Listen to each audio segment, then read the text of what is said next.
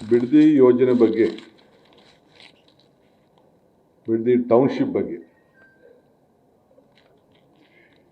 ಗೌರವಾನ್ವಿತ ಈ ದೇಶದ ಮಾಜಿ ಪ್ರಧಾನಮಂತ್ರಿಗಳು ನನಗೆ ಪತ್ರವನ್ನು ಬರೆದಿದ್ದಾರೆ. ಅವರಿಗೆ ಉತ್ತರವನ್ನು ಕೂಡ ನಾನು ಕೊಡ್ತಾ ಇದ್ದೇನೆ. ಅವರ ಮನವಿ ಕೂಡ ನಾನು ಸಂಪೂರ್ಣವಾಗಿ ನೋಡಿದ್ದೇನೆ.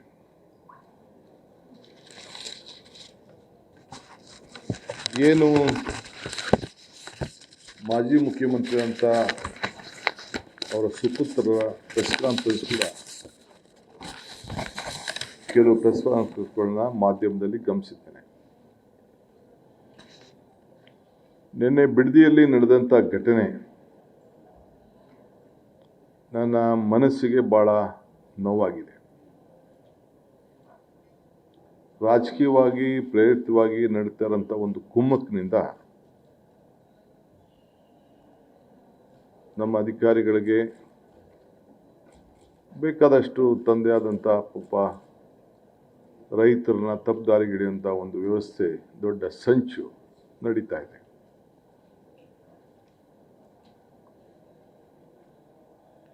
ಎಲ್ಲರ ಮನಸ್ಸಿಗೆ ನೋವುಂಟು ಮಾಡೋದು ನನ್ನ ಅಭಿಲಾಷೆ ಆಗಲಿ, ನನಗಿಷ್ಟ ಇಲ್ಲ. ಇದು ಈ ಯೋಜನೆ ನನ್ನ ಕನಸಿನ ಪ್ರಾಜೆಕ್ಟ್ ಅಲ್ಲ. ಇದು ಯಾವತ್ತೂ ಕೂಡ ನಾನು ನನ್ನ ಕನಸಿನ ಯೋಜನೆ ಈ ಬಿಡದಿ ಟೌನ್ಶಿಪ್ ಅಂತ ನಾನು ಹೇಳೇ ಇಲ್ಲ. ನಾನು ಇದಕ್ಕೆ ಫೌಂಡೇಶನ್ ಹಾಕಿಲ್ಲ. ಏನು ನಮ್ಮ ಹಿರಿಯರು ರೈತ ಬಂಧು ಹೋರಾಟಗಾರರು ಅವರು ಏನು ಈ ರಾಜ್ಯಕ್ಕೆ ಮಾರ್ಗದರ್ಶನ ಕೊಟ್ಟರು, ಆ ಮಾರ್ಗದರ್ಶನದಲ್ಲಿ ಮುನ್ನುಡಿ ಬರೆಯುವಂಥ ಕೆಲಸ ಮಾತ್ರ ನಾನು ಮಾಡ್ತಾ ಇದ್ದೇನೆ. ಅನೇಕ ಮುಖ್ಯಮಂತ್ರಿಗಳು, ಇಂಡಸ್ಟ್ರೀಸ್ ಮಿನಿಸ್ಟರ್ ಏನು ತೀರ್ಮಾನಗಳನ್ನು ಮಾಡ್ಕೊಂಡು ಬಂದರು ಅದನ್ನು ನಾನು ಮುಂದುವರಿಸಿ ಅಂತ ಹೇಳಿದ್ದೇನೆ.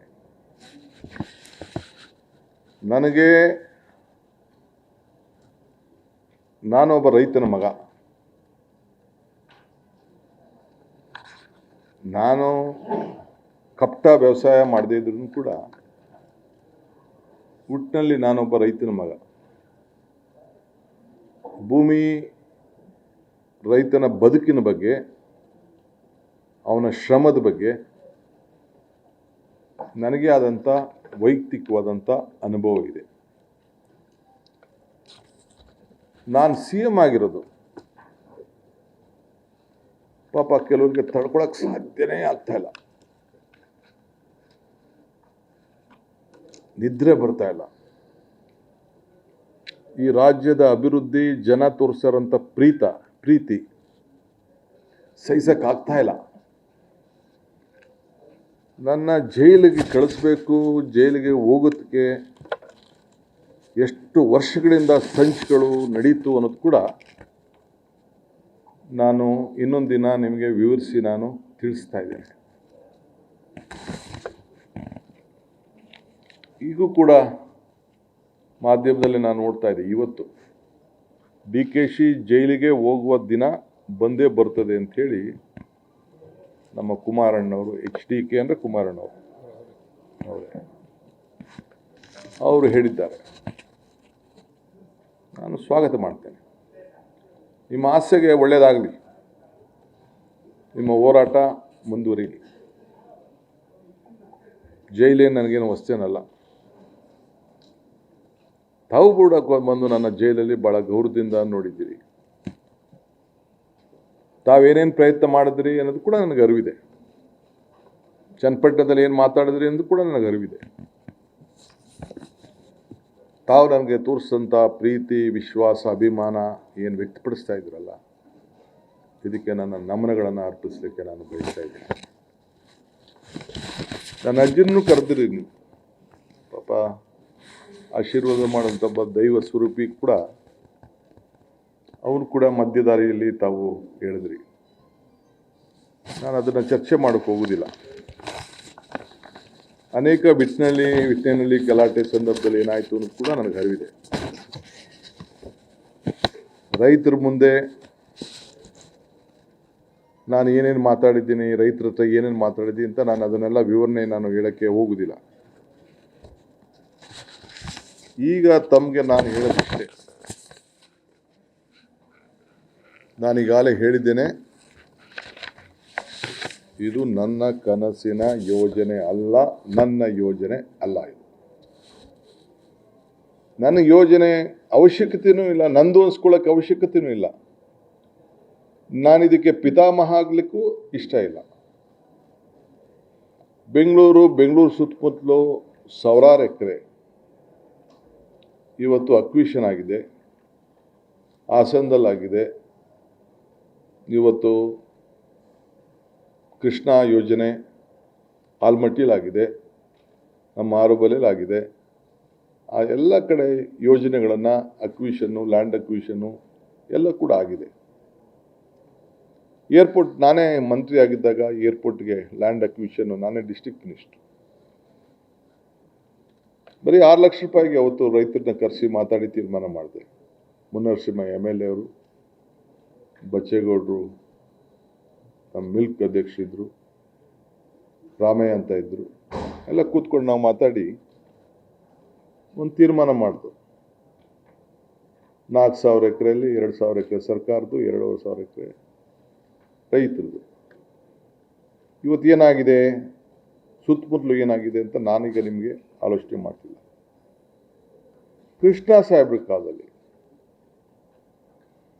ITBT ಯೋಜನೆ, ವೀರಪ್ಪ ಮೊಯ್ಲಿಯವ್ರ ಕಾಲದಲ್ಲಿ ಕೆಲವು ಯೋಜನೆಗಳು, ಎಲೆಕ್ಟ್ರಾನಿಕ್ ಸಿಟಿ, 2 ಲಕ್ಷ, 1.5 ಲಕ್ಷ, 1 ಲಕ್ಷಕ್ಕೆಲ್ಲ ರೈತರು ಜಮೀನನ್ನು ಕಳ್ಕೊಂಡ್ರು. ಇವತ್ತು ಆ ಜಮೀನುಗಳೆಲ್ಲ ಒಂದು 50 ಕೋಟಿ, 60 ಕೋಟಿ, 70 ಕೋಟಿ ರೂಪಾಯಿ ಬೆಲೆ ಬಾಳಂಥದ್ದು ನಾನು ಕಿವಿಲಿ ಕೇಳ್ತಾ ಇದ್ದೀನಿ. ಅವರು ಯಾರವರು?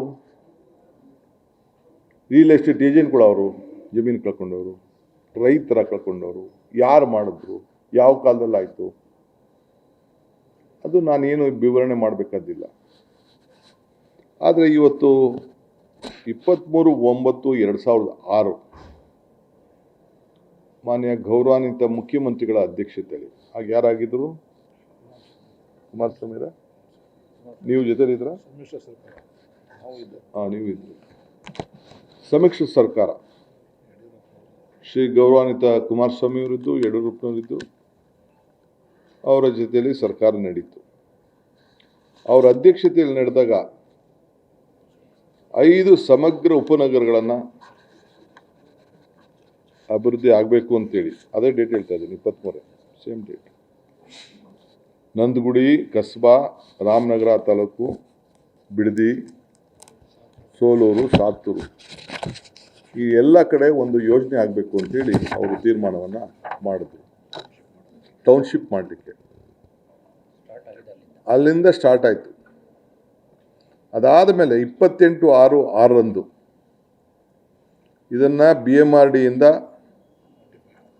ಪಬ್ಲಿಕ್ ಪ್ರೈವೇಟ್ ಪಾರ್ಟ್ನರ್ಶಿಪ್, PPP, ಸರ್ಕಾರ ಅಲ್ಲ.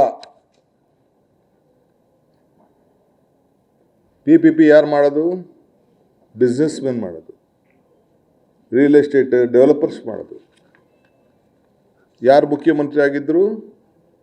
ನನ್ನ ಗೌರವಾನ್ವಿತ ನಮ್ಮ ಅಣ್ಣವರ ಅಂತ ಶ್ರೀ ಕುಮಾರಸ್ವಾಮಿಯವರು ಮುಖ್ಯಮಂತ್ರಿಯಾಗಿ ಅವರು ಈ BMRDಯಿಂದ PPP ಮಾದರಿಯಲ್ಲಿ ಸಮಗ್ರ ಉಪನಗರವನ್ನು ಅಭಿವೃದ್ಧಿಪಡಿಸಲು ಅಧಿಕೃತ ಪಾಲುದಾರರನ್ನು ಗುರುತುಪಡಿಸುವ ಜಾಗತಿಕ ಗ್ಲೋಬಲ್ ಟೆಂಡರನ್ನು ಕರೆಯಬೇಕು ಅಂಥೇಳಿ ಅವರು ತೀರ್ಮಾನ ಮಾಡಿದ್ರು.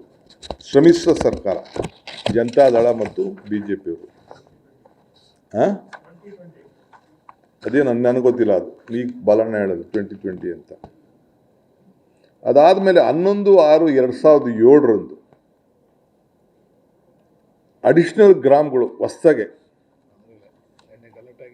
ಎಲ್ಲಿ ನೆನ್ನೆ ಗಲಾಟೆ ಆಗಿದೆಯಲ್ಲ ಆ ಜಾಗನ ಮರಂಡಳ್ಳಿ, ಮಂಡ್ಲಹಳ್ಳಿ, ವಡೇರಳ್ಳಿ ಭಾಗಶಃ ಗ್ರಾಮಗಳನ್ನು ಹೊಸದಾಗಿ ಇವತ್ತು ಆ ಟೌನ್ಶಿಪ್ ಒಳಗಡೆ ಸೇರಿಸ್ಬೇಕು ಅಂತೇಳಿ ಜನತಾದಳ ಮತ್ತು BJP, ಆಗ ಗೌರವಾನ್ವಿತ ಅಶೋಕ್ರವರು ಸಚಿವರಾಗಿದ್ದರು, ಸಮ್ಮಿಶ್ರ ಸರ್ಕಾರ ಕೂಡ ಇತ್ತು. ಗೌರವಾನ್ವಿತ HD ಕುಮಾರಸ್ವಾಮಿ ಅವರು ಈ ರಾಜ್ಯದ ಮುಖ್ಯಮಂತ್ರಿಯಾಗಿ ನಾನು ಕೂತಿರುವಂಥ ಜಾಗದಲ್ಲಿ ಅವ್ರು ಕೂತ್ಕೊಂಡಿದ್ದರು. ಸೊ ತಿರ್ಗಾ 2010ಕ್ಕೆ ಬಂತು. ಆ ಸಂದರ್ಭದಲ್ಲೂ ಕೂಡ ಯಡಿಯೂರಪ್ಪನವರು ತಿರ್ಗಾ ಒಂದು ಸಮಗ್ರವಾದ ಉಪನಗರ ಯೋಜನೆಯನ್ನು ಮುಂದುವರಿಸಬೇಕು ಅಂತೇಳಿ 2ನೇ ಬಾರಿಗೆ ಗ್ಲೋಬಲ್ ಟೆಂಡರ್ನ ಕರೆದು PPP ಮಾಡಲಲ್ಲಿ ಅವರು ಕೂಡ ಆಹ್ವಾನವನ್ನು ಕೊಟ್ಟರು. ಆಗ ಕೂಡ ಅಶೋಕ್ರವರು ಸಚಿವರಾಗಿದ್ದರು, ಅವರು ಕೂಡ ಅದಕ್ಕೆ ಸಚಿವರಾಗಿದ್ದರು. ಅದಾದ ಮೇಲೆ ನಾನು ಹೇಳೋದು,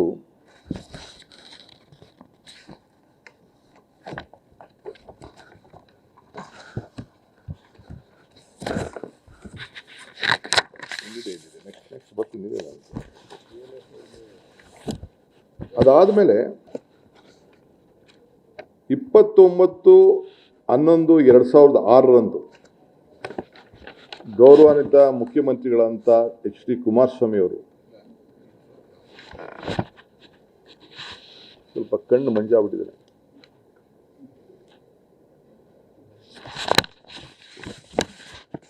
ಈ ಭೂಮಿಯನ್ನ ಇದು ಗಮನದಲ್ಲಿ ಇಟ್ಕೊಳ್ಬೇಕು. ಈ ಎಲ್ಲ ಭೂಮಿಯನ್ನ, ಖಾಸಗಿ ಜಮೀನನ್ನ 29/1/2001 ಸರ್ಕಾರದ ಆದೇಶ, ಇದು ನಾನು ಓದ್ತಾ ಇರೋದು, ಕರ್ನಾಟಕ ರಾಜ್ಯ ಪತ್ರ, ಅಧಿಕೃತವಾಗಿ ಪ್ರಕಟಿಸಿರುವಂಥ ವಿಶೇಷ ಪತ್ರ.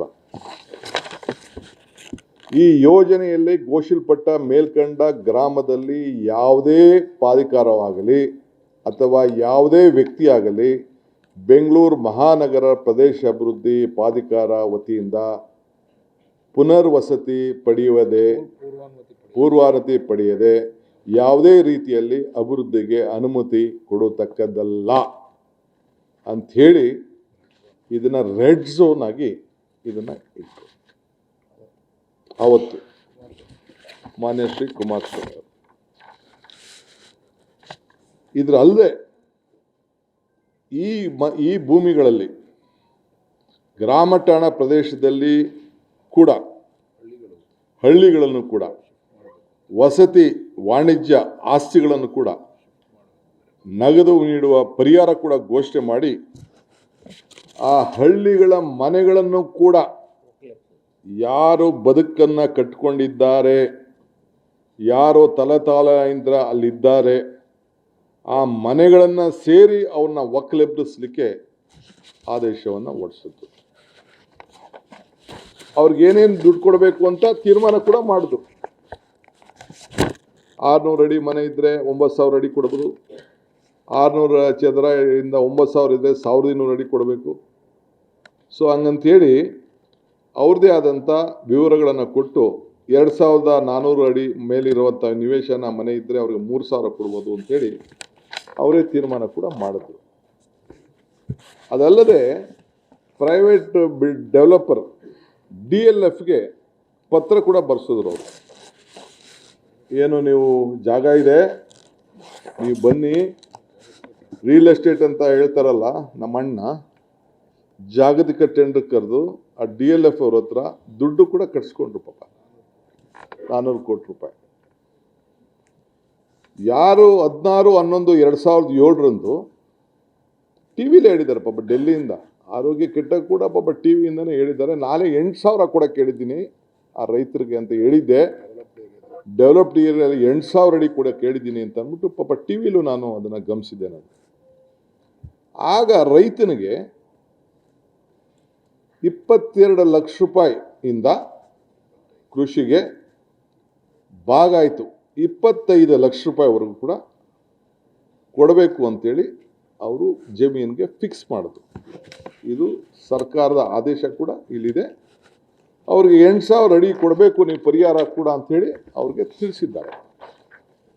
ಇದಕ್ಕೆಲ್ಲ ಸರ್ಕಾರದ ಅಧೀನ ಕಾರ್ಯದರ್ಶಿಗಳು ಕೇಳಿ ಯಾರ ಸರ್ಕಾರದ ಏನು ಮುಖ್ಯಮಂತ್ರಿಗಳು ಏನು ಅವರ ಆದೇಶ ಮೇರೆಗೆ ಆದೇಶ ಕೂಡ ಅವರು ಮಾಡ್ಕೊಂಡು ಬಂದಿದ್ದಾರೆ. DLFಗೆ ಒಂದು ಲೆಟ್ರ್ ಕೂಡ ಬರೆದು ನೀವು ನಮಗೆ ಸೆಕ್ಯೂರಿಟಿ ಡಿಪಾಸಿಟ್ ಕಟ್ಟಬೇಕು, ಒಟ್ಟು ಸುಮಾರು 100 ಕೋಟಿ ಒಂದು ಕಡೆ 200 ಒಂದು ಕಡೆ ಒಟ್ಟು ಸೇರಿ 300 ಕೋಟಿ 15 ದಿನದೊಳಗೆ ಕೊಡಬೇಕು ಅಂತೇಳಿ 100 ಕೋಟಿ ಫಿಕ್ಸೆಡ್ 300 ಕೋಟಿ ಪೇ 15 ದಿನದಲ್ಲಿ ನೀವು ಕಟ್ಟಬೇಕು ಅಂತೇಳಿ ಅವ್ರಿಗೆ ಲೆಟರ್ ಆಫ್ ಇಂಡೆಂಟ್ ಮಾಡಿ ನೀ 15 ದಿನದಲ್ಲಿ ಅಗ್ರಿಮೆಂಟ್ ಮಾಡ್ಕೋಬೇಕು ಅಂಥೇಳಿ ಮಾಡಿದ್ದಾರೆ. ಇದು ನಾನು ಮಾಡೋದನ್ನ ಈ ರಿಯಲ್ ಎಸ್ಟೇಟ್ ದಂಧೆ ಅಣ್ಣ ಅಪ್ಪಾಜಿ ಯಾರು ಇದನ್ನು ಮಾಡಿದ್ದು? ಯಾರಿಗೆ ಇದನ್ನ ಹೇಳ್ತಾ ಇದ್ದೀರಿ ನೀವು? ಯಾವ ಹೋರಾಟ? ಎಲ್ಲಿ ರೈತರು? ಯಾವ ರೈತರು? ಯಾರು ನಿಮ್ಮ ಬದುಕಿಗೆ ರಾಜಕಾರಣ ಬದುಕಿಗೆ ಯಾರು ನಿಮಗೆ ಶಕ್ತಿಯನ್ನು ಕೊಟ್ಟರು, ಈ ದೇಶವನ್ನ ಗೌರವದಿಂದ ನಿಮ್ಮನ್ನ ಆ ಸ್ಥಾನದಲ್ಲಿ ಕುಣಿಸಿದ್ರು, ಅವರ ಮನೆಗಳನ್ನ ಅವರ ಬದುಕನ್ನ ಅವರ ಆಸ್ತಿಗಳನ್ನ ಕಿತ್ಕೊಳ್ಳಿಕ್ಕೆ ನೀವು ಮಾಡಿದಂಥ ಸಂಚು ರೂಪ ಎಷ್ಟು ದಿನ ನೀವು ಮುಚ್ಚಿಡಕ್ಕಾಗ್ತದೆ? ಎಷ್ಟು ಸುಳ್ಳು ಹೇಳಲಿಕ್ಕಾಗ್ತದೆ? ಆ ರೈತರು ನೀವು ಖರೀದಿ ಮಾಡಿದಂಥ 1 ಎಕರೆ ಭೂಮಿ ಬಿಡದಿಲಿರ್ಬೋದು, ದೇವಗಿರಿಯಲ್ಲಿರ್ಬೋದು, ಇಲ್ಲ ಸುತ್ತಮುತ್ತಲಿರ್ಬೋದು, 1 ಎಕರೆ ಈ ಕಾನೂನನ್ನ ನಿಮ್ಮ ಕುಟುಂಬದವ್ರ ಜಮೀನು ಎಲ್ಲೂ ಹೋಗ್ಲಿಲ್ವಲ್ಲ? ಈ ಭೂಮಿಯ ಮಕ್ಕಳು ರೈತರ ಮಕ್ಕಳದಲ್ವೇ? ನೀವು ರೈತರಲ್ವೇ? ಇದೇ ಟೌನ್ಶಿಪ್ ಅಲ್ಲಿ ನಿಮ್ಮ ಕುಟುಂಬದವರು 30 ಎಕರೆ ಖರೀದಿ ಮಾಡ್ಕೊಳ್ಳಿಲ್ವೇ? 36 ಎಕರೆ ಏನ್ ಪತ್ರ ಬರೆದ್ರು ಅಕ್ಕವರು? ನಾನು ಬೇಡ, ಈಗ ನನ್ನ ಅಕ್ಕನ ತರದ್ ಬೇಡ. ಆ ರೈತರ ಜಮೀನು ನೀನು ಯಾರು ಮಾರಲೂಬಾರ್ದು. ನೀನು ಕಷ್ಟಕ್ಕೆ ಅವನ ಪಾಪ ಕಷ್ಟಕ್ಕೆ ಮದುವೆ ಮಾಡೋರಿಗೆ ಮುಂಜಿ ಮಾಡೋರಿಗೆ ಅವ್ರಿಗೇನಾದ್ರು ಬದುಕನ್ನು ಕಟ್ಕೊಳ್ಳಿಕ್ಕೆ ಏನು ಮಾಡಬಾರ್ದು ಅಂತೇಳಿ ರೆಡ್ ಝೋನ್ ಹಾಕಿ ಈ ತೀರ್ಮಾನ ಮಾಡಿದ್ದು ಇಡೀ ರಾಜ್ಯದ ಇತಿಹಾಸದಲ್ಲಿ ಇದೇ ಮೊದಲನೇದು. ಯಾರನ್ನ ಮುಖ್ಯಮಂತ್ರಿ ಮಾಡಿದ್ರು, ಯಾರನ್ನ ಪ್ರಧಾನಮಂತ್ರಿ ಮಾಡಿದ್ರು, ಯಾರನ್ನ ಸಬ್ಸಿಡಿ ಮಾಡಿದ್ರು, ಅವರ ಭೂಮಿಗೆ ನೀವು ಮಾಡಿದಂಥ ಮುನ್ನುಡಿನ ನಾನು ನಿಮ್ಮ ಮಾರ್ಗದರ್ಶನದಲ್ಲಿ ನಾನು ಕೆಲಸ ಮಾಡ್ತಾ ಇದ್ದೀನಿ. I am your successor, not a political successor. ಕಾನ್ಸ್ಟಿಟ್ಯೂಷನಲ್ಲಿ ನನಗೆ ಕೊಟ್ಟಂಥ, ನಮ್ಮ ಪಕ್ಷ ಕೊಟ್ಟಂಥ ಜನ ಆಶೀರ್ವಾದದಲ್ಲಿ ನಾನು ನಿಮ್ಮ ಸಕ್ಸೆಸರ್. ನೀವೇನು ತೀರ್ಮಾನ ಮಾಡಿದ್ದೀರಿ, ನಿಮ್ಮ ತೀರ್ಮಾನಕ್ಕೆ ನಾನು ಬದ್ಧನಾಗಿದ್ದೇನೆ. ನಿಮ್ಮ ಆದೇಶನ ಪಾಲನೆ ಮಾಡ್ತಾ ಇದ್ದೇನೆ. ನಿಮ್ಮ ಸಿಗ್ನೇಚರ್ಗೆ ನಾನು ಗೌರವ ಕೊಡ್ತಾ ಇದ್ದೇನೆ. ನಾನು ನಿಮ್ಮ ನೋವನ್ನು, ನಿಮ್ಮ ಸಂತೋಷವನ್ನು, ನಿಮ್ಮ ಚಿಂತನೆಯನ್ನು ಇಡೀ ವಿಶ್ವ ದರ್ಜೆಗೆ ಈ ಬೆಂಗಳೂರು ನಗರವನ್ನು, ನಿಮ್ಮ ರಾಮನಗರವನ್ನು, ನಮ್ಮ ಬೆಂಗಳೂರು ದಕ್ಷಿಣ ಜಿಲ್ಲೆಯನ್ನು ಪಾಪ ಹಾಸನದಿಂದ ಬಂದು ಇಲ್ಲಿ ರಾಜಕಾರಣ ಮಾಡಿ ಇಲ್ಲಿ ಒಳ್ಳೇದಾಗಬೇಕು ಅಂತೇಳಿ ಜನ ಆಶೀರ್ವಾದ ಮಾಡಿ ಏನು ನೀವು ಆಲೋಚನೆ ಮಾಡಿದ್ರಿ ಅದನ್ನು ಮುಂದುವರಿಸ್ತಾ ಇದ್ದೇನೆ. ಬಿಡದಿ ಟೌನ್ಶಿಪ್ ಅಲ್ಲ, ಬಿಡದಿ ಇಂಡಸ್ಟ್ರಿಯಲ್ ಟೌನು. ಅದಕ್ಕಿಂತ ಮುಂಚಿತವಾಗಿ ರಾಮನಗರದಲ್ಲಿ ಏನು ತಮ್ಮಣ್ಣವರೇ KDB, ತಮ್ಮ ಬೀಗರೆ KDB ಇತ್ತು, ಅವರೇ ಅಧಿಕಾರಿಗಳು. ಅವರು ನೀವು ಒಬ್ಬರು ಸೇಕೆ ಅವ್ರ ಜಮೀನು ನಿಮ್ಮ ಜಮೀನು ಅಕ್ವಿಷನ್ ಆಗಲಿಲ್ಲ, ಕೇತ್ಕನಹಳ್ಳಿ ಜಮೀನು ಅಕ್ವಿಷನ್ ಆಗಲಿಲ್ಲ. ಅದ್ರ ಪಕ್ಕದಲ್ಲಿ ಒಂದು ಸ್ಪೆಷಲ್ ರೋಡ್ ಮಾಡಿಬಿಟ್ಟು ಒಂದು ಏರಿಯಾ ನೀವು ಮಾಡಿದ್ರಿ. ಶಾನ್ಮಂಗ್ಲದಲ್ಲಿ ಆರೋಹಳ್ಳಿಲಿ ಇಂಡಸ್ಟ್ರಿಯಲ್ ಟೌನು, ಆರೋಹಳ್ಳಿಲಿ ಒಂದು ಕಡೆ 253 ಎಕರೆ, ಆರೋಹಳ್ಳಿಲಿ 748 ಎಕರೆ, ಅದ್ರ ಪಕ್ಕದಲ್ಲೇ ಬಿಡದಿಲಿ 198 ಎಕರೆ, ಶಾನ್ಮಂಗ್ಲದಲ್ಲಿ 243 ಎಕರೆ, ಆರೋಹಳ್ಳಿಯಲ್ಲಿ ಇನ್ನೊಂದು ಫೇಸ್ಗೆ 512 ಎಕರೆ. ಎಷ್ಟು ಕೊಟ್ರಿ ಕಾಂಪೋಸಿಷನ್ನು? 6.5 ಲಕ್ಷ, 16 ಲಕ್ಷ, 25 ಲಕ್ಷ, 40 ಲಕ್ಷ 40 ಲಕ್ಷ. ಈಗ ಮೊನ್ನೆ ಲಾಸ್ಟ್ ಫೇಸಲ್ಲಿ 1 ಕೋಟಿ ರೂಪಾಯಿ ಕೊಟ್ಟರು. ಯಾರ ಸರ್ಕಾರ ಆಯ್ತು ಇದು?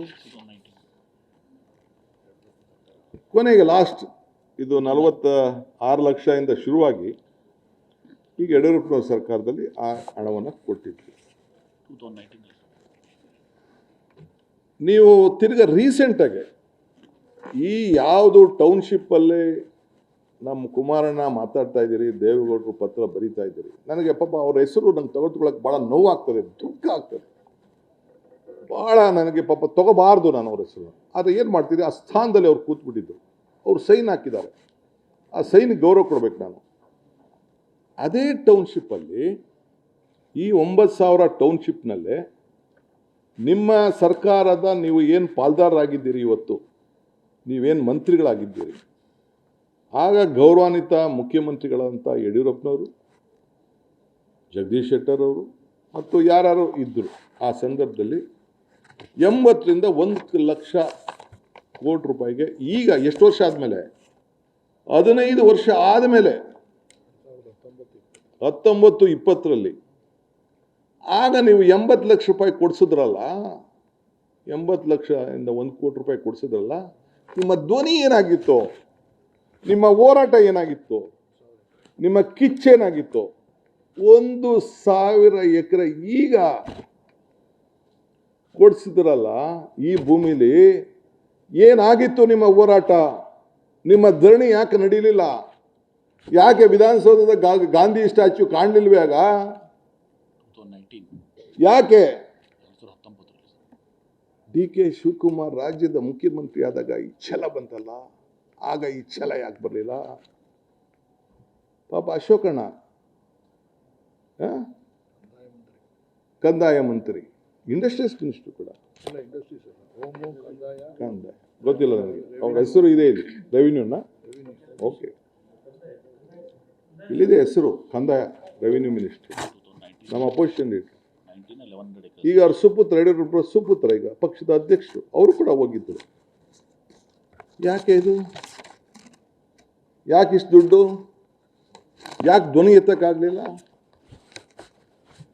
ನಾನು ಇದಾದ್ಮೇಲೆ ನಮ್ಮ ಎಂ ಬಿ ಪಾಟೀಲ್ ಅವ್ರು ಕೇಳಿದೆ, ಏನಪ್ಪ ಏನು ಕತೆ ಅಂತ.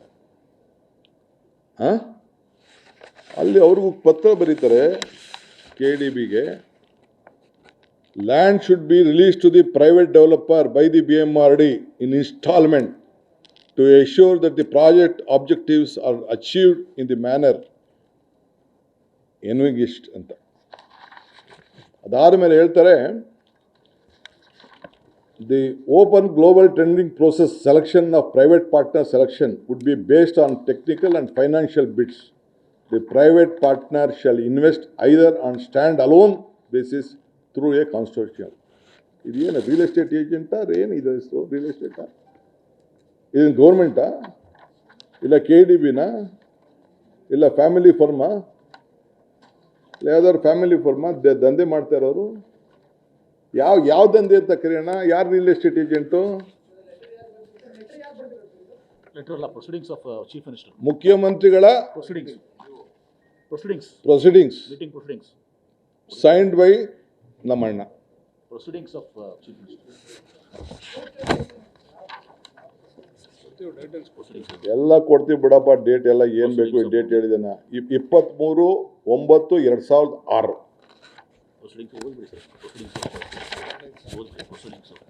Proceedings of the meeting under the chairmanship of Honorable Chief Minister. But the date ಪಾಪ ತಮಗೆ ಇನ್ಫಾರ್ಮೇಶನ್ ಇದೆ, ತೆಗೆದುಕೊಳ್ಳಿ.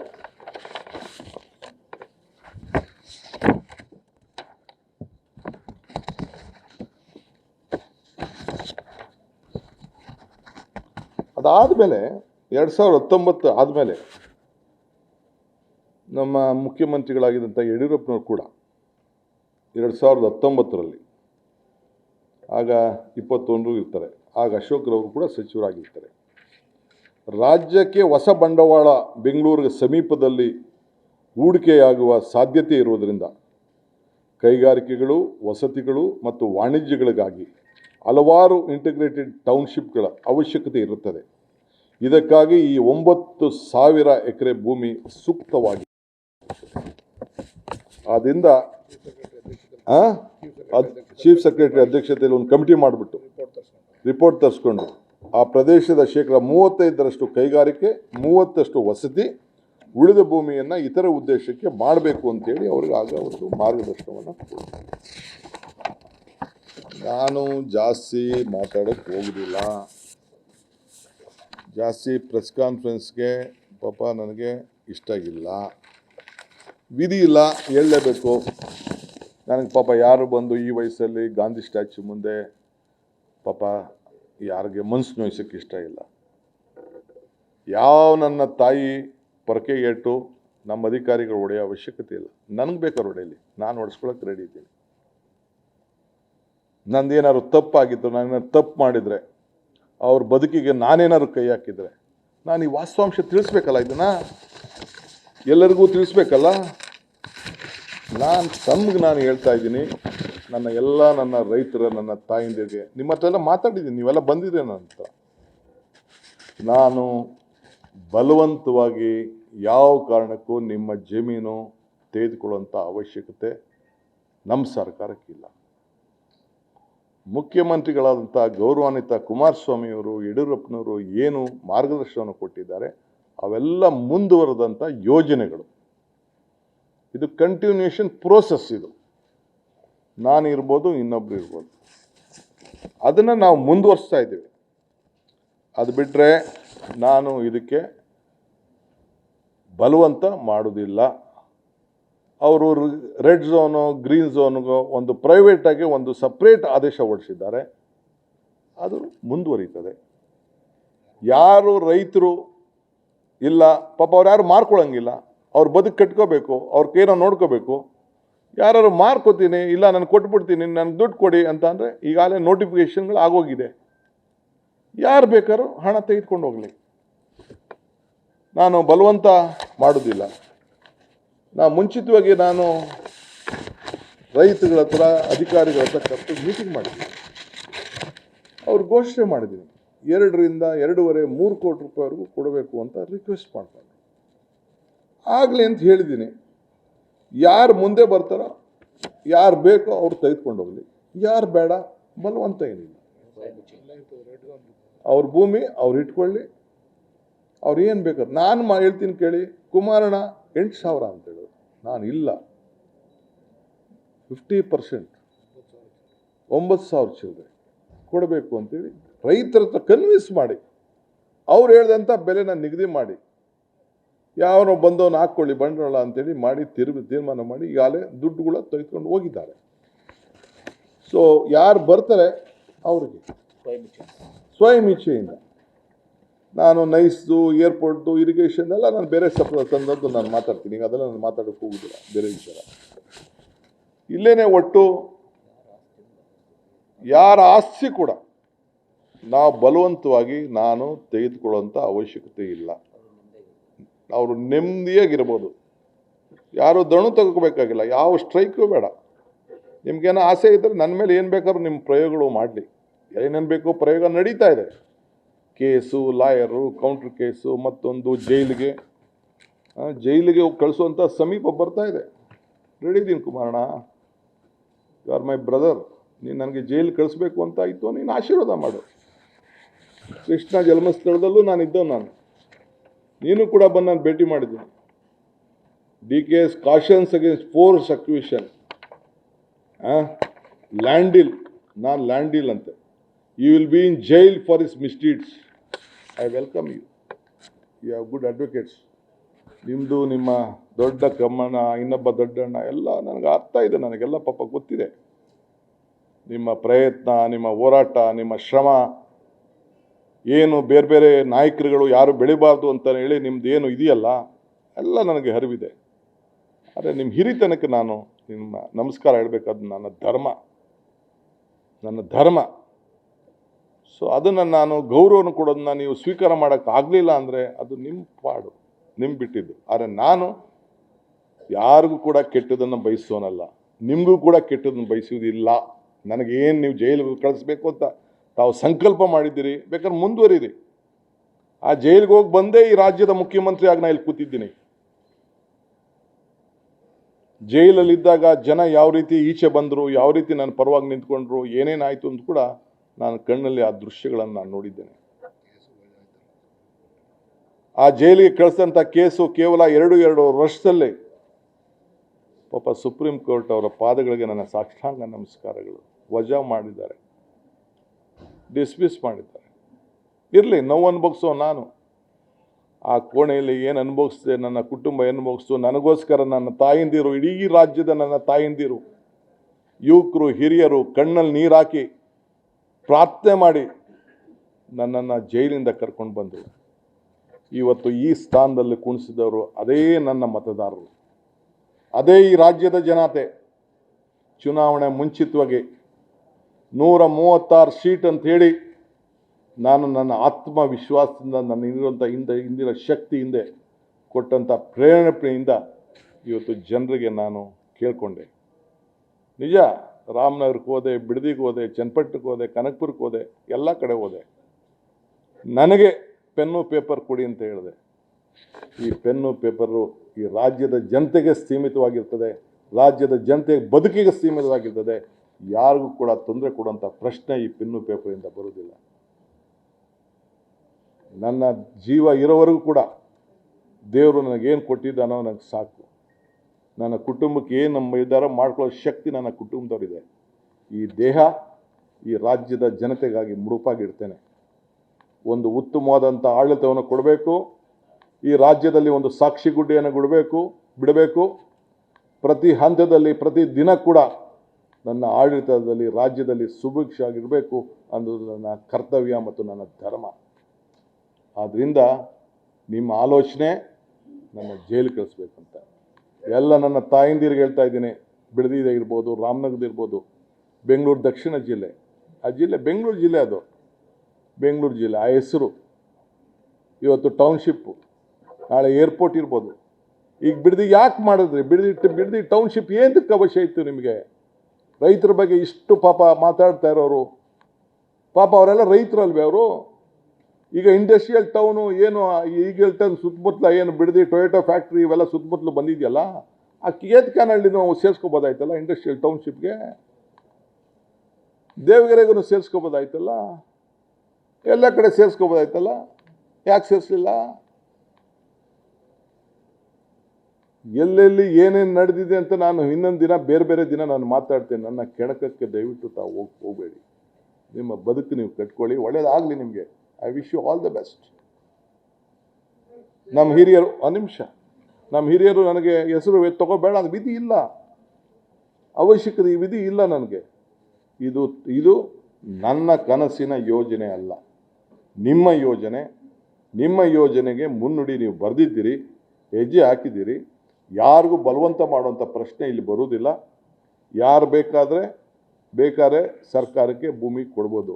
ಇದು ಯಾವ ಕಾರಣಕ್ಕೂ ಪ್ರೈವೇಟ್ ಇನ್ವೆಸ್ಟ್ಮೆಂಟು, ಪ್ರೈವೇಟ್ ಅವ್ರ ಹತ್ರ ನಾವು ದಂಧೆ ಮಾಡೋಂಥ ವಿಷಯ ಇಲ್ಲ. ಇದು ಸರ್ಕಾರದ ಯೋಜನೆ ನಡೀತದೆ. ಸರ್ಕಾರ ಯಾವ ರೂಪಕ್ಕೆ ಆಗಬೇಕು ಆಗ್ತದೆ. ಯಾರು ಕೊಡ್ತಾರೆ ಅವ್ರು ತೊಗೊಳ್ತೀವಿ. ಬೇರೆಯವರು ನೀವು ನಿಮ್ಮ ಗೌರವದಿಂದ ನಿಮ್ಮ ಆಸ್ತಿ ಪಾಸ್ತಿಯನ್ನು ಮಾಡ್ಕೊಳ್ಳಿ. ನಾನು ಕೂಡ ನನ್ನ ಅವಧಿಯಲ್ಲಿ ಪೆನ್ನು ಪೇಪರ್ ನನಗೆ ಸಿಕ್ಕಿದಾಗ ಆ ಊರಿನಲ್ಲಿ ವಲಸೆಗಳ ತೆಗಿಬಾರ್ದು, ಆ ಊರನ್ನು ಅಭಿವೃದ್ಧಿ ಮಾಡಬೇಕು ಅಂತೇಳಿ ಸುತ್ತಲೂ ಆ ಊರಿಗೆ ಒಂದು ಟೌನ್ಶಿಪ್ ಆಗಿ ಅದನ್ನು ಇಟ್ಕೊಂಡು ಅಭಿವೃದ್ಧಿ ಮಾಡಬೇಕು ಅಂತ ಅದು ಕೂಡ ನಾನು ಯೋಜನೆಯನ್ನು ರೂಪವನ್ನು ನಾನು ಮಾಡಿದ್ದೇನೆ. ಆದ್ದರಿಂದ ಇಲ್ಲಿ ಹೇಳ್ತಾ ಇದ್ದೀನಿ, ನಿಮ್ಮ ಆಸ್ತಿಗಳನ್ನು ನೀವು ಇಟ್ಕೊಳ್ಳಿ. ನಾನು ಇದಕ್ಕೆ ಒಂದು ಸಣ್ಣ ಸಮಿತಿಯನ್ನು ರಚನೆ ಮಾಡ್ತೀನಿ. ಒಂದು 2-3 ತಿಂಗಳಲ್ಲಿ ಶಾಸಕರು ಮಾಡಬೇಕು, ಇಲ್ಲ ಅಂತಂದರೆ ಅಧಿಕಾರಿಗಳು ಮಾಡಬೇಕು, ಇಲ್ಲಾಂದರೆ ಜಡ್ಜಸ್ ಯಾರು ಮಾಡಬೇಕು, ಇಲ್ಲ ರಿಟೈರ್ಡ್ ಜಡ್ಜ್ ಮಾಡಬೇಕು ಅನ್ನೋದನ್ನು ನಾನು ನನ್ನ ಸಂಪುಟದ ಸಭೆಯಲ್ಲಿ ಮುಂದಕ್ಕೆ ಚರ್ಚೆ ಮಾಡಿಬಿಟ್ಟು ನಾನು ತೀರ್ಮಾನವನ್ನು ಮಾಡ್ತೀನಿ. 1-2 ತಿಂಗಳು ಅವರು ರಿಪೋರ್ಟ್ ಕೊಡಲಿ, ಆಮೇಲೆ ನಾನು I am not in a hurry. ಇದು ನಂದಲ್ಲ, ಇದು ನನಗೆ ಅವಶ್ಯಕತೆ ಇಲ್ಲ. ಇದು ನೀವು ಏನೇನು ಪ್ರಯತ್ನ ಮಾಡ್ತಾ ಇದ್ದೀರಿ, ಏನೇನು ಸಂಚು ನಡೀತಾ ಇದ್ದೀರಿ, ಆಗ್ತಾ ಇಲ್ಲ. ಪಾಪ ನನಗೆ ಸಿಗ್ತಾ ಇಲ್ವಲ್ಲ, ಆಗೋದಲ್ಲ DK, ಆಗೋದಲ್ಲ ಅಂತ ಸಿಗ್ತಾ ಇದ್ದೀರಿ. ಗೊತ್ತಿದೆ ನನಗೆ, ನಿಮ್ಮ ಭಾವನೆ ನನಗೆ ಅರ್ಥ ಆಗ್ತದೆ. ದಯವಿಟ್ಟು ಮನಸ್ಸಿಗೆ ನೋಯಿಸ್ಕೋಬಾರ್ದು. ಯಾವ ರೈತರು ನೋಯಿಸಬಾರ್ದು ನಾವು. ಸೊ ರಿಪೋರ್ಟ್ ಬರೋವರೆಗೂ ನಾನು ಕಾಯ್ತೀನಿ. ಮುಂದಕ್ಕೆ ನೋಡೋಣ ಅದೇನು ಹೇಳ್ತಾರೆ, ರೈತರು ಏನು ಹೇಳ್ತಾರೆ. ರೈತರಿಗೆ ಬಿಟ್ಬಿಡ್ತೀನಿ. ಇದು ನನಗೂ ರೈತರಿಗಿರುವಂಥ ಸಂಬಂಧ. ಇದು ನಿಮಗೂ ಇದಕ್ಕೂ ಸಂಬಂಧ ಇಲ್ಲ ಇದು. ಕಂಟ್ರೋಲ್ ಮಾಡಿ ಸ್ವಯಂ ಚೇಂಜ್ ಆಗುತ್ತೆ ಅದನ್ನ ಕಂಟ್ರೋಲ್ ಅದನ್ನ ಮೇಲೆ ಹೈಲೈಟ್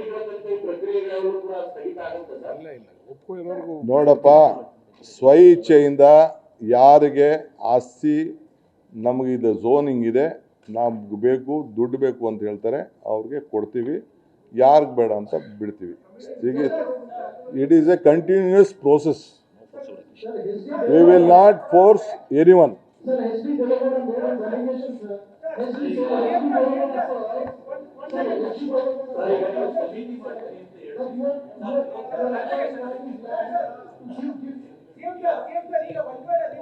ಸಮಿತಿ ಅಂತ ಹೇಳಿದ್ರಿ, ಯಾವ ಕಾರಣಕ್ಕೋಸ್ಕರ ಸಮಿತಿ ಸರ್? ಏನಕ್ಕೋಸ್ಕರ ಸಮಿತಿ ಅಂತ? ಕೆಲವೆಲ್ಲ ಏನೇನೋ ಹೇಳಿದಾರಲ್ಲ, ರೈತರ ಕಷ್ಟ ಸುಖ ಕೇಳಬೇಕು, ಅವ್ರ ಅಭಿಪ್ರಾಯ ಕೇಳಬೇಕು, ಅವ್ರ ಭಾವನೆ ಕೇಳಬೇಕು. What is A legal point, what is A legal point is also very important.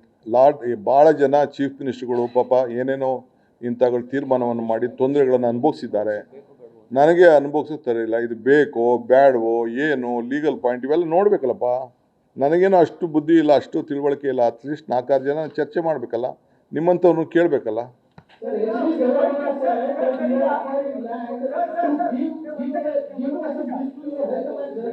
Pardon? SD Development said you are acquiring land to give some kind of a gift Of to course. development, and you remove See, these allegations. it is a love he has given me. He is torturing my image. Why did he do it to the DLF? Sir, ಈಗ Why was it? Sir, ಈಗ ಒಂದ್ ವೇಳೆ ಇದ್ದಿಂದ ಕೊಡೋದಾದ್ರೆ sir, ಯಾರು ಇರ್ಬೇಕು ಅಂದ್ರೆ ಆ red zone lift ಮಾಡ್ತೀವಿ sir, ಆ ಆಪ್ಷನ್ ನಾವು ಹಾಕಿದ್ರು, ಅದನ್ನ ಏನ್ ಮಾಡ್ತೀವಿ ಸರ್? ಏನು ಹೇಳಿ? ವ್ಯವಸಾಯ ಮಾಡೋರಿಗೆ ರೆಡ್ ಝೋನ್ ಇದ್ರೆ ಏನಿದ್ರಿ ನಾವು ವ್ಯವಸಾಯ ಮಾಡೋದು? ರೆಡ್ ಝೋನ್ ಇದೆ, ರೆಡ್ ಝೋನ್ ಲಿಫ್ಟ್ ಮಾಡ್ತೀರಾ? ನಾನು ಯಾವುದೂ ಮುಟ್ಟಕ್ಕೆ ಹೋಗೋದಿಲ್ಲ, ನನಗೆ ಅಧಿಕಾರ ಇಲ್ಲ. ನಾನು ಸ್ಟೇಟಸ್ಕೋ ಏನು ಅವ್ರು ಆದೇಶ ಮಾಡಿದ್ದಾರೆ ಆ ಆದೇಶದ ಪ್ರಕಾರ ನಾವು ಮುಂದುವರಿಸ್ತೀವಿ.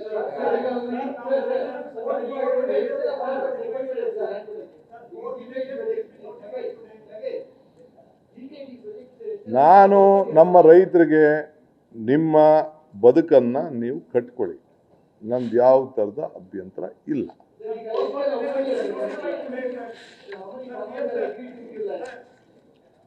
ಅದರಲ್ಲಿ ಯಾರು ಲ್ಯಾಂಡ್ ಕೊಡಲ್ಲ ಅಂದ್ರೆ ನಾವು ತಗೊಳ್ಳಲ್ಲ ಅಂತ ಹೇಳಿ, ಅಂದ್ರೆ ಯಾರು ಕೊಡಲ್ಲ ಅಂದ್ರೆ ನಾವೇ ಫೋರ್ಸ್ ಮಾಡ್ತೀವಿ. ನೋ ಸಿ ಯಾರು ಜಮೀನನ್ನು ಕೊಟ್ಟಿದ್ದಾರೆ ಅಲ್ಲಿ ಕೊಟ್ಟಿದ್ದಾರೆ, ಕೊಡ್ತೀನಿ ಅಂತ ಇದ್ದಾರೆ, ಕೊಡೋರು ಇದ್ದಾರೆ, ಅವ್ರು ತಗೊಂಡು ನಮ್ದು ಏನು ಬೇಕೋ ಸರ್ಕಾರದ ಯೋಜನೆ ಇದೆ, ಸರ್ಕಾರದ ಯೋಜನೆ ಮುಂದುವರಿತದೆ. Why I should stop? They have taken money, we have given money to them, notification ಆಗಿದೆ. ಆದಮೇಲೆ ಅವ್ರು ದುಡ್ಡು ಖುಷಿಯಿಂದ ಬಂದು ತೆಗೆದುಕೊಂಡಿದ್ದಾರೆ. ನಮ್ಗೆ ಒಳ್ಳೆ ಚಾನ್ಸು, ಕುಮಾರಣ್ಣ ಎಲ್ಲ 25 ಲಕ್ಷ ಕೊಡ್ತೀನಿ ಅಂತ ಹೇಳಿದ್ರು, DK ಬಂದು 2.25 ಕೋಟಿ ಕೊಟ್ಟವ್ರೆ ಅಂತ ಅಂದ್ಬಿಟ್ಟು ಖುಷಿಯಿಂದ ಅವ್ರು ತೆಗೆದುಕೊಂಡಿದ್ದಾರೆ. ಅದನ್ನು ತೊಗೊಂಡು ಹೋದವರು ಅವ್ರು ಮಾಡಿದವರು ಸರ್ಕಾರಿ ಭೂಮಿ ಆಗೋಯ್ತು. ಆಗ ಸರ್ಕಾರ ಏನು ತೀರ್ಮಾನ ಮಾಡಬೇಕು ಮಾಡ್ತದೆ. ಕಮಿಟಿ ಅದು ಬೇರೆ, ಈಗ ಬೇರೆ ಪಾಪ ಅವ್ರದ್ದೇನಾದ್ರು ನೋವು ಕೊಡಿದ್ರೆ ಹೇಳ್ಕೊಳ್ಳಿ, ತಪ್ಪೇನಿಲ್ಲ. ಏನು ಸಿ ಅವಕ್ಕೇನು ನಾನು ಯಾಕಪ್ಪ ಇದನ್ನು ಡಿನೋಟಿಫೈ ಮತ್ತೊಂದಕ್ಕೆಲ್ಲ ಯಾಕೆ ಹೋಗ್ಲಿ ನಾನು? ಅವಕ್ಕೇನೆ ಈಗ ಎಷ್ಟೋ ಜನ ಈಗ 75% ಈಗ ಒಂದೇ ಹಳ್ಳಿಲಿ ಈಗ ಆಲ್ರೆಡಿ 75% ತೆಗೆದುಕೊಂಡಿದ್ದಾರೆ, ಕೆಲವು 50% ತೆಗೆದುಕೊಳ್ತಾರೆ. ಈಗ ನೋಟಿಫಿಕೇಶನ್ ಆದಮೇಲೆ ಮುಂದಕ್ಕೆ ತೊಗೊಂಡು ಹೋಗ್ಬೋದು. ಕೆಲವು 60% ತೊಗೊಂಡಿದ್ದಾರೆ. ಅದನ್ನು ನಾನು ಬಿಟ್ಬಿಟ್ಟು ದುಡ್ಡು ಅವ್ರು ಈಸ್ಕೊಬಿಟ್ಟು ಆದಮೇಲೆ ಕೊನೆಗೆ ವ್ಯವಸಾಯ ಮಾಡೋಕ್ಕೆ ಬಿಡೋಕ್ಕಾಗ್ತದಾ? ರಿಪೋರ್ಟ್ ಬಂದಾಗ ತೀರ್ಮಾನ ಮಾಡ್ತೀವಿ ಅಂತ ಹೇಳಿ ರಿಪೋರ್ಟ್ ಬರಕಂತ ಯಾರು ಏನು ಮಾತಾಡೋದು?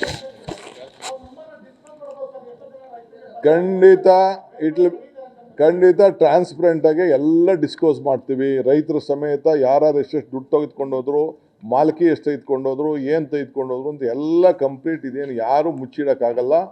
ಪ್ರತಿಯೊಂದು including drone survey, lidar survey, ಬೇರೆ ಸರ್ವೆ ಎಲ್ಲ ಮಾಡಿಸಿರ್ತೀವಿ. ಯಾರೆಲ್ಲ ಡಿಸ್ಕಸ್ ಮಾಡ್ತೀವಿ. ಹೆಂಗೆ ಇದನ್ನು ಯಾವುದು ಮುಚ್ಚ ನಿಮಗೂ ಏನು ಬೇಕಾದ್ರೂ ದಾಖಲೆಗಳು ನೀವು ಕೂಡ ಕೇಳ್ಕೊಬೋದು, ನಾವು ಡಿಸ್ಕಸ್ ಮಾಡ್ತೀವಿ.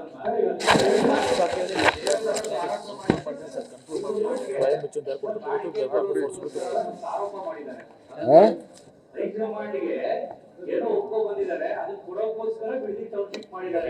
ಅವ್ರಿಗೆಲ್ಲ ಉತ್ತರ ನೋಡಿ, ಅವಕ್ಕೆಲ್ಲ ನಾನು ಉತ್ತರ ಕೊಡೋಕೆ ಹೋಗಕ್ಕೆ ಇಷ್ಟ ಇಲ್ಲ. ಮಾಡಿದ್ರು 2006 ಅವರು ನಿಮ್ಮ ಕೈಲಿ 2006 ಮಾಡಿದ್ದು, ನೀವು ಮಾಡಿದ್ದು ಇದು ನಮ್ಗೆ ನಾವು ಅವಶ್ಯಕತೆ ಇಲ್ಲ. ನೀವು ಯಾರು ಕೊಟ್ಟಿದ್ರಾಗ? ಹೈಕಮಾಂಡ್ ಯಾವ ಹೈಕಮಾಂಡ್ ನಿಮ್ ಯಾವ ಹೈಕಮಾಂಡ್ ನೀವು ಕೊಟ್ಟಿದ್ರಿ? ಪ್ರೊಸೀಡಿಂಗ್ಸ್ ಮಾಡಿದ್ದೀರಿ ಡಿಟೇಲ್ಡ್. ಪಟ್ಟಿ ಬೇಕಾ? ಎಲ್ಲೆಲ್ಲಿತ್ತು ಬಂದಾಗಿಂದ ಹಿಡಿದು ಯಾವ ವರ್ಷದಲ್ಲಿ ಏನೇನಾಯ್ತು, ಎಲ್ಲಿ ಜಮೀನು ತಗೊಂಡ್ರು, ಎಷ್ಟಕ್ಕೆ ಏನಾಯ್ತು ಅಂತ ಎಲ್ಲ ಅದೆಲ್ಲ ನನಗೆ ದಯವಿಟ್ಟು ನನ್ನ ಕೆಣಕಕ್ಕೆ ಹೋಗಬೇಡಿ ಅಷ್ಟೇ. ನಾನು I am telling you.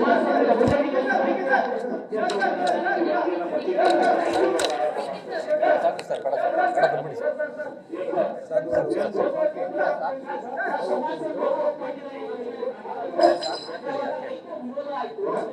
Sir ಬಿಡಿ ಸರ್, ಸಾಕು.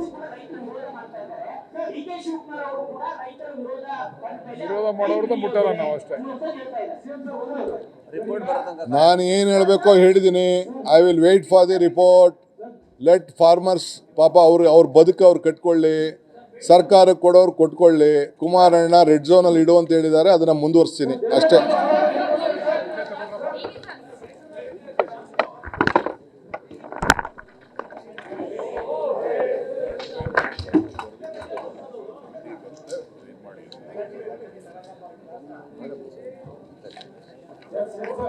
ಈಗ ನಾನು ಸ್ವಲ್ಪ ಬೇರೆ ಎಲ್ಲ ನಾನು ಮಾಡೋಕ್ಕೆ ಹೋಗಲ್ಲ. ನಾನು ರೈತರಿಗೆ ಅಪೀಲ್ ಮಾಡ್ಕೊಳ್ತೀನಿ, ದಯವಿಟ್ಟು ನಿಮ್ಮ ಹೋರಾಟ ಧರಣಿ ಎಲ್ಲ ಬಿಟ್ಟು ನಿಮ್ಮ ಬದುಕನ್ನು ನೀವು ಕಟ್ಕೊಳ್ಳಿ ಅಷ್ಟೇ ನನ್ನ ಅಪೀಲ್. ಸುಮ್ಮನೆ ಇವ್ರು ಯಾರೋ ರಾಜಕೀಯಕ್ಕೋಸ್ಕರ ನಿಮ್ಮನ್ನ ಬಲಿ ಕೊಡ್ತಾ ಇದ್ದಾರೆ. ನೀವು ಬಲಿ ಆಗಬೇಡಿ. ಇವರು ರಾಜಕೀಯಕ್ಕೆ ಸಮಿತಿಯವ್ರು ಬರ್ತಾರೆ, ಸಮಿತಿ ಮುಂದೆ ನಿಮ್ಗೆ ಏನು ಬೇಕಾದ್ರೂ ಹೇಳ್ಕೊಳ್ಳಿ. ಅಭಿಪ್ರಾಯ ಹೊಡೆಯೋದಾದ್ರೆ ಬೇಕಾದ್ರೆ ಬಂದು ನನಗೆ ಹೊಡೀರಿ, ಏನು ತೊಂದರೆ ಇಲ್ಲ. ಯಾವ್ದು ಯಾವ ಲ್ಯಾಂಡ್ ಅಕ್ವಿಸಿಷನ್ ಮಾಡಿದ್ರೆ ಯಾರು ಸ್ವಯಂ ಇಚ್ಛೆ ಕೊಡ್ತಾರೆ ತಗೋತೀವಿ, ಯಾರು ಬೇಡ ಬಿಟ್ಬಿಡ್ತೀವಿ. Final conclusion ಆಗಿಬಿಡಿ. ಅವೆಲ್ಲ ನೋಡ್ತೀವಿ, ಅವೆಲ್ಲ ಕಬಡ್ಡಿ ನೋಡ್ತಾರೆ. ಯಾವ ರೈತನ ಹೆಸರಲ್ಲೂ ಏನೂ ಆಗಿಲ್ಲ, ಯಾರು ಗಾಬರಿ ಪಡಬೇಕಾಗಿಲ್ಲ. ಬಟ್ ಕೆಲವರು ಏನಾದ್ರು ಕಾನೂನು ಕ್ರಮ ಕೈಗೊಂಡಿದ್ರೆ ನೋಡೋಣ, ಅದೇನು ಬೇಕೋ ಅದನ್ನು ನೋಡ್ತೀವಿ. ಹಿಂದೆ 2000 ಜನದ ಮೇಲೆ FIR ಹಾಕ್ಸಿದ್ರು, ಗೊತ್ತಿದೆ ನಿಮಗೆ? ಹೆಜ್ಜಾಲ ಫೈರಿಂಗ್ ಕೇಸಲ್ಲಿ ಬೇರೆ ಬೇರೆ ಏನಾಯಿತು? ರಾಮನಗರ ಯೂನಿವರ್ಸಿಟಿಗೆ ಏನಾಯಿತು? ಹಾಸನ್ಗೆ ಏನಾಯಿತು? ಹಾಸನಲ್ಲಿ ಎಷ್ಟು ಅಕ್ವಿಷನ್ ಆಯಿತು ಎಲ್ಲ ಪಟ್ಟಿ ಕೊಡಲ ನಾನು. ಈಗ ಅದೆಲ್ಲ ಬೇಡ. ನಮಸ್ಕಾರ.